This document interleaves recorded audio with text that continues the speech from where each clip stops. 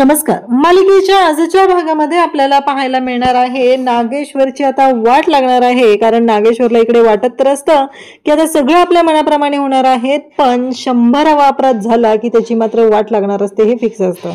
इकडे आता रुद्रसाठी मुलगी बघितलेली आहे, ती म्हणजेच आत्या, म्हणजेच जे उर्वशी आहे तिच्या मैत्रिणीची मुलगी आहे आणि ती मुलगी नागेश्वरनं पसंत आहे म्हणून सांगितलंय.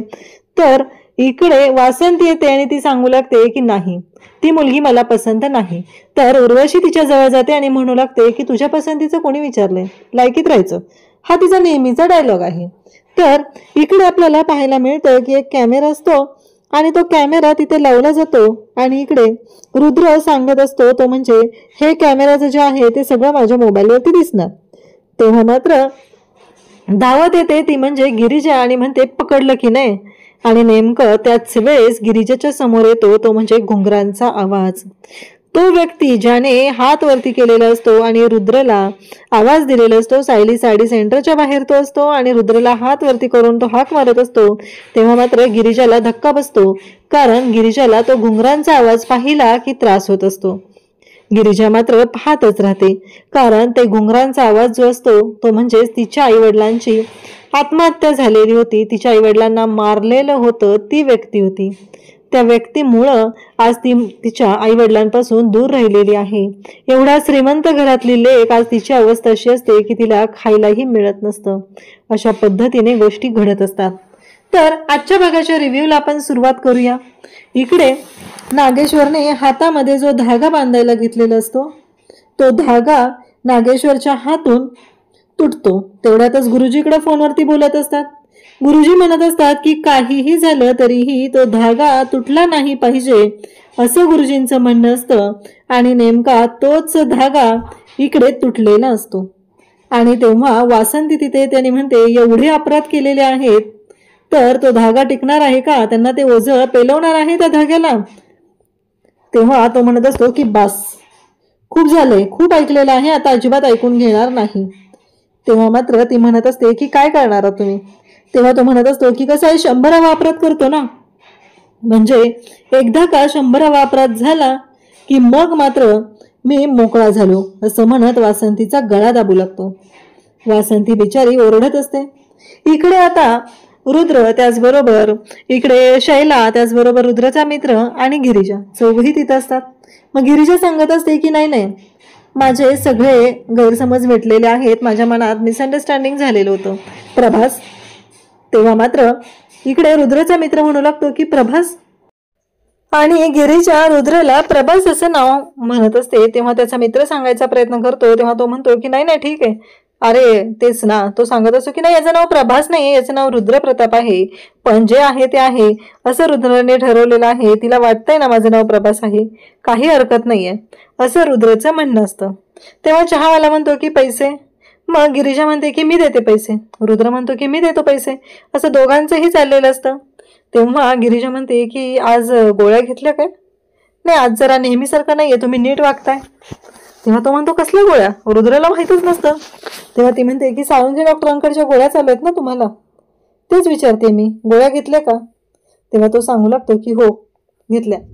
तेव्हा ती म्हणते त्यामुळेच तर आज चांगलं वागताय ना. आणि मग दोघांचं मी पैसे देतो करत इकडे रुद्रच्या हातातून 20 रुपयाची नोट खाली पडलेली असते.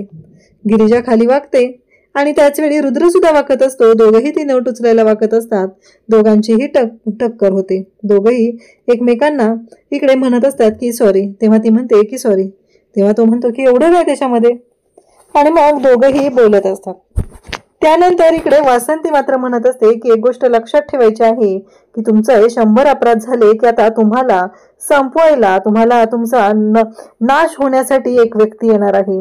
कारण अंगद आणि त्याचबरोबर त्याच्या बायकोच्या खुनाचा बदला घेण्यासाठी, जाब विचारण्यासाठी ही ती व्यक्ती येणार आहे, असं वासंती बोलत असते. तेव्हा मात्र त्याला खूप राग येत असतो. इकडे गिरिजा आणि त्याचबरोबर रुद्र चालत निघालेले असतात, गप्पा मारत असतात. दोघंही आता त्यांच्या दोघांमधलं नातं जे आहे ते फुलत असतं, दोघांनाही छान वाटत असतं आणि दोघंही पाहत असतात. तेव्हा मात्र इकडे आता ते बोलत आहेत आणि त्याच वेळी रुद्र सुद्धा तिला सांगत असतो. तेव्हा ती म्हणत असते की आपल्या दोघांमध्ये आणि मग ती म्हणते हात पुढे करा. हे नेहमीच असतं. रुद्रला हात पुढे करायला सांगितला की रुद्र फ्रेंडशिपच्या दृष्टीने हात पुढे करत असतो, पण आज मात्र वेगळं घडतं. इथे फ्रेंडशिपसाठीच हात पुढे करायला इथे गिरिजाने सांगितलेलं असतं, पण रुद्र मात्र ती काहीतरी देणार आहे म्हणून हात पुढे करतो. इकडे वासंती म्हणत असते की आता संपलंय, कारण गेल्या 25 वर्षामध्ये जी गोष्ट घडलेली नाही ती गोष्ट आज घडलेली आहे. कारण अंगद आणि त्याच्या बायकोने त्यांच्या पिंडाला कावळा शिवलेला आहे, घास शिवलेला आहे. म्हणजे विचार करा काय होऊ शकतं. अशा पद्धतीचं बोलणं चाललेलं असतं. आणि तेव्हा मात्र इकडे वासंती दम देत असते आणि पुन्हा एकदा मारायला उठतो, तो म्हणजे नागेश्वर. एव्हा नागेश्वरने तिच्यावर हात उचललेला असतो, पण आता मात्र घडतं वेगळं. नागेश्वरने जरी हात उचललेला असला तरीही तो हात परतून लावण्याची ताकद वासंतीमध्ये आहे आणि तिने तो हात त्याचा जो आहे तो उधळून लावलेला आहे आणि दाखवून दिलेला आहे की तुम्ही माझ्यावरती अरेरावी करू शकत नाही. त्याचबरोबर इकडे गिरीजाने आणि रुद्रमध्ये मैत्री झालेली आहे, दोघांनी हँडशेक केलेले आहेत. आणि इकडे वासंती म्हणत असते लवकरच तुम्हाला त्या गोष्टीचा जाब विचारायला ती व्यक्ती येणार आहे. तो म्हणत असतो की कोण येणार आहे माझ्याकडे, कोणी येऊ शकत नाहीये, त्याचं वारस कोण सुद्धा ठेवलं नाहीये, त्याचं खानदान संपवलेलं आहे मी, आणि मला जाब विचारायला कोण येणार आहे. पण त्याला कुठं माहितीये की त्याचं खानदान जिवंत आहे, त्याची मुलगी जिवंत आहे अंगदची आणि त्याच्या बायकोची. त्यामुळं ती जी गोष्ट केलेली आहे ती म्हणजे वासंतीने आणि त्याचबरोबर प्रभासने मिळून खरं तर त्यांनीच तिला जीवनदान दिलेलं आहे. मग आता तो म्हणत असतो की तुमच्या तोंडून हेच ऐकायला मिळणार आहे, ह्याच्यापेक्षा वेगळं तुमच्या तोंडून तरी काही मला ऐकायला मिळणार नाही हे माहिती आहे. इकडे गिरीजा आणि या दोघांची मैत्री झालेली आहे, दोघांनी हँडशेक केलेले आहेत. आणि त्याच वेळी देवी आई तिथे आलेली आहे, देवीची पालखी चाललेली असते आणि दोघंही तिथून पाहत असतात. इकडे घरी मात्र गिरिजाच्या बाबांची अवस्था खूप बिकट झालेली असते, कारण उर्वशीनं त्यांना चिखलात लोळू लोळू मारलेलं असतं. तो बिचारा अगदी ट्रॉमामध्ये असतो की ह्या बाईने आपल्याला का मारलं, संबंध काय आहे या बाईचा, का मारला असेल तिनं, हा विचार करत एकटक नजर लावून पाहत असतो. तेव्हा मात्र इकडे गिरिजा असते, ती पाहते. गिरिजा म्हणते की नाही बाबा हे सगळं काय झालंय. त्याच वेळी तिथे जे पुजारी असतात त्यांनी गिरिजाला सांगितलेलं असतं की यापुढे सगळं चांगलंच होणार आहे आणि त्या पद्धतीने गिरिजाला वाटत असतं. परंतु आज गिरिजाचा बाबा म्हणत असतो की तुझ्यासारखी कम नशिबी पोरगी माझ्या आयुष्यात आलेली आहे म्हणून हे सगळं घडत आहे. इकडे आता नागेश्वर पाहत असतो, त्याचा सगळा हिशोब सगळ्या गोंधळ चालू असतात, नक्की काय करायचं आहे याबद्दल बोलणं चालू असतं. आणि त्याच वेळी उर्वशी येते, अगदी चिखलाने माखलेली असते. तेव्हा उर्वशीला नागेश्वर विचारतो आज काय झालं. तेव्हा ती सांगते की एका व्यक्तीला चिखलात लोळून आलेली आहे. म्हणजे नागेश्वर विचारतो त्या मुलीच्या घराचा पत्ता सापडला का. तेव्हा ती सांगते की हो तिच्या घराचा पत्ता सापडला आणि तिच्या बापाची अशी लायकी काढून आलेली आहे ना, ती पोरगी तर माझ्या पायावर नाक घासत येणार आहे. तेव्हा मात्र इकडे नागेश्वर म्हणत असतो की गुड गुड, खूप चांगली गोष्ट केली आहे तुम्ही दीदी, खरंच असंच केलं पाहिजे. आपल्या विरोधात जाणाऱ्याची अशीच नांगी ठेचली पाहिजे, मान वर करून बोलायची हिंमत नाही राहिली पाहिजे कोणाच्या. अशा पद्धतीने तो बोलत असतो. तेव्हा इकडे गिरिजा मोनूला विचारत असते मोनू काय झालं, कशामुळे घडलं हे सगळं, कोण आलं होतं. तेव्हा तो म्हणतो की नाही माहिती. तेव्हा गिरिजाचा बाप म्हणत असतो की कमनशिबी आहेस तू, इथे माझ्या आयुष्याचं वाटोळ करायला आलेली आहे असं म्हणत गिरिजाचा बाप तिला बोलत असतो.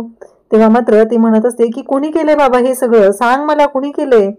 परंतु गिरिजा मात्र पाहतच असते. तो म्हणत असतो की एक बाई आली होती, लायकीत राहायचं म्हणून तू सापडली नाहीस म्हणून तिने मला मारलेलं आहे.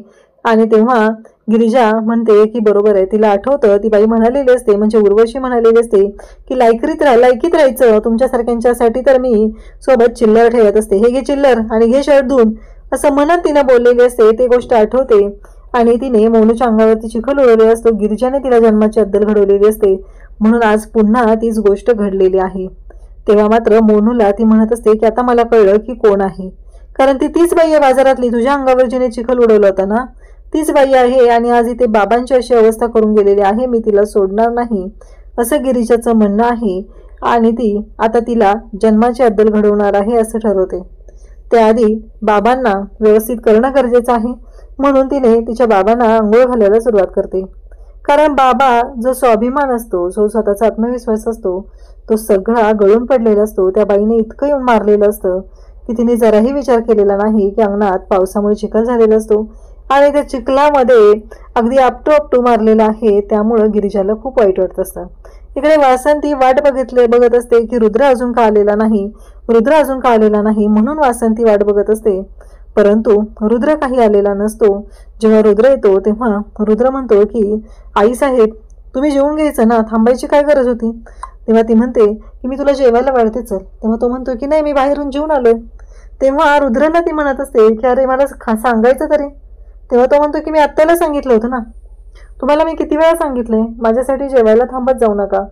तेव्हा रुद्र म्हणत असतो की मला माहिती आहे, पण मी तुम्हाला नेहमी सांगत आलोय आईसाहेब, तुम्ही माझ्यासाठी थांबत जाऊ नका, त्याची काहीही गरज नाही, असं तो बोलत असतो. तेव्हा मात्र इकडे वासंती म्हणत असते की काय हे, मी तुझ्यासाठी वाट बघत असते, कारण इतर वेळी आपल्याला बोलायला वेळच भेटत नाहीये. ॲटलीस्ट जेवताना तर तू माझ्याबरोबर बोलशील या आशेवरती मी असते. आणि आज तू जेवून आलेला आहे. त्याला आठवत असतं त्याच्या आत्याने त्याला सांगितलेलं असतं की तुझ्या आईला हे मूल नको होतं, तिने जबरदस्ती ते जन्माला घातलेलं आहे, असं म्हणत ती त्याच्या मनामध्ये चुकीच्या पद्धतीने गोष्टी पेरण्याचा प्रयत्न करत असते. तेव्हा मात्र वासंती म्हणत असते की असा एक दिवस येईल, अशी एक व्यक्ती येईल की जी व्यक्ती मला आणि माझ्या मुलाला एकत्र आणेल, असं तिच्या डोक्यात असतं. खरंच तो दिवस कधी येणार आहे असं म्हणत वासंती त्या आशेवरती जगत असते. इकडे आता पुन्हा दारात पालखी आलेली आहे आणि ते पुजारी तिथे आलेले असतात. गिरिजा बाहेर येते. गिरिजा म्हणते कधी संपणार आहे हा सगळा वनवास, कधी होणार आहे हे सगळं, असं गिरिजा म्हणत असते. तेव्हा मात्र ते म्हणत असतात की पोरी लवकरच होणार आहे, तुझ्यावरती इथे देवी आईचा आशीर्वाद आहे, तुझ्यावरती देवी आई पाठीशी आहे, देवी आईच्या आशीर्वादाने एवढं सगळं घडत आहे, त्यामुळं काळजी करू नकोस, सगळं तुझ्या मनाप्रमाणे होणार आहे, असं हे बोलणं चालू असतं. तेव्हा मात्र गिरिजा पाहतच राहते. त्यांनी तिला सांगितलेलं असतं की सगळ्या गोष्टी तुझ्या मनाप्रमाणे होतील. आणि मग दोघंही एकमेकांकडे पाहत असतात. इकडे आता लवकरच तुझ्या आयुष्यामध्ये जे संकट आणलेले आहे त्याचा नाश होणार आहे, असं त्याचं बोलणं चालू असतं. इकडे तो बोलत असतो आणि तिकडे देवीच्या रूपात तिथे नाश करायला, नागेश्वराला संपवायला पोहोचलेली असते. तिथे नागेश्वर हात जोडत असतो, माफ करा, माफ करा, मी चुकलोय, असं सगळं बोलणं चालू असतं. कारण त्याने गुन्हे केलेले होते, त्या गुन्ह्यांची शिक्षा तर त्याला झाली पाहिजे. आणि त्याचबरोबर इकडे देवी आई मात्र गिरिजाच्या पाठीशी खंबीरपणे उभी असते. गिरिजा मात्र देवीला हात जोडत असते की माझ्या बाबाच्या बाबतीत जे काही चुकीचं घडलेलं आहे ते प्लीज थांबव, असं ती बोलत आहे. तेव्हा मात्र इकडे नागेश्वर पाहतच राहतो. अक्षरशः रडकुंड निघालेला असतो, हात जोडतो आणि स्वप्नातून जागा होतो तेव्हा स्वतःचाच गळा स्वतःच्या हाताने पकडतो. कारण त्याला भीती वाटत असते की हे सगळं माझ्या बाबतीत काय होतंय, हा प्रश्न त्याला पडलेला असतो. इकडे बाजूला पाहतो तर वासंती शांत झोपलेली असते. आणि मग तो म्हणत असतो की काय घडणार आहे हे सगळं. कारण वासंतीने सांगितलेलंच असतं की आज 25 वर्षानंतर पिंडाला कावळा शिवलेला आहे आणि आता मात्र वाट लागणार आहे. इकडे रुद्र बसलेला असतो. तो म्हणत असतो एकदा तिने होय म्हणू दे, तिला या घरीच आणणार आहे, मैत्री तर झाली आहे आमच्यात, असं रुद्राचं बोलणं चालू असतं. तेव्हा मात्र वासंती त्याचं बोलणं ऐकते, ती म्हणजे उर्वशी. आणि ती म्हणते काय झालं, कोण मित्र, कोणाशी मैत्री, काय चाललंय नक्की, असं ती विचारू लागते. तेव्हा तो म्हणत असतो की नाही तसं काही नाहीये. आणि हे सगळं जेव्हा घडत असतं तेव्हा मात्र इकडे पाहायला मिळतं की तिथं आत्या आलेली असते आणि ती म्हणत असते की तुला प्रेम अफेअर काय करायचंय ते कर, पण लग्न मात्र मी ठरवलेल्या मुलीशीच करायचं आहे, तुझी कोण मैत्रीण मित्र कोणी असेल तर मला सांग, असं बोलणं चाललेलं असतं. तेव्हा मात्र इकडे ते बोलत असतात आणि त्याच वेळी उर्वशी तिथं असते. उर्वशी म्हणत असते की बरोबर आहे. आणि त्याच वेळी इकडे आता रुद्र म्हणतो की बरोबर आहे आत्या तुझं, काळजी करू नको, सगळं व्यवस्थित होणार आहे, असं रुद्र सांगत असतो. आणि कोणी नाही ग, तसं काही नाही, मी सांगेल तुला, असंही तो म्हणतो. आणि मनातल्या मनात म्हणतो की या घरची सून बनून लक्ष्मीच्या पावलांनी तर गिरिजाच येणार आहे. उद्याच्या भागात आपल्याला पाहायला मिळतं की आता एक मुलगी पसंत केलेली आहे, ती म्हणजेच उर्वशीने तिच्या मैत्रिणीची जी मुलगी आहे तिला या घरची सून बनवून आणायचं ठरवलेलं आहे.